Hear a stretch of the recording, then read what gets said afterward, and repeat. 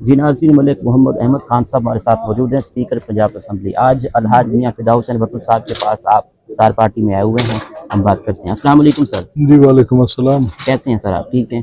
اللہ کے احسان۔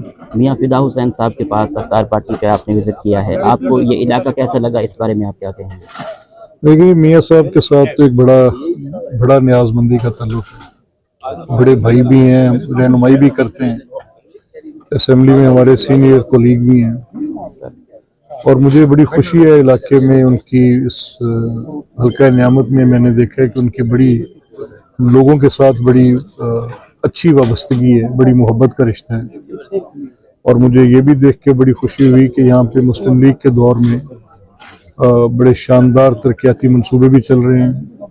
ستھرا پنجاب کی کیمپین میں دیکھتا ہے ہوں، راستے میں پورے بینر فلیکسز لگے ہیں اور لوگ کام کرتے بھی نظر آئے ہیں۔ روڈ نیٹ ورک میں بہت بڑی امپروومنٹ ہو رہی ہے۔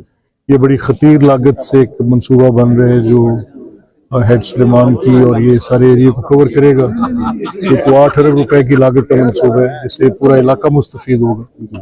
اور جب میں دیہات کے اندر آیا ہوں تو میں نے دیکھا ہے کہ بہت بڑے پیمانے پہ ڈیولپمنٹ کی بہت زبردست ایکٹیویٹی ہو رہی ہے، تو مجھے دیکھ کر خوشی ہے، اور میں سمجھتا ہوں کہ مریم نواز صاحبہ کی لیڈرشپ میں اور پرائم منسٹر کے جو پروجیکٹس اور پروگرام ہیں، ان کے ثمرات عوام الناس تک پہنچیں گے انشاءاللہ۔ ملک صاحب، ان فیوچر اس حکومت کے کیا پلانز ہیں؟ آگے پاکستان کو کہاں لے کر جانا چاہتے ہیں؟